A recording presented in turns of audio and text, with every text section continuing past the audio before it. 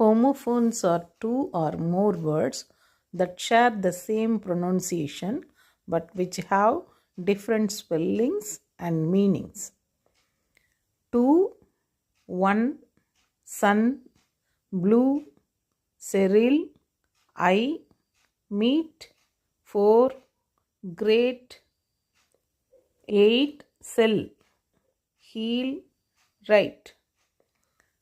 B, see, hear, night, allowed, dear, ant, so, sail, pair, no, hair, peace.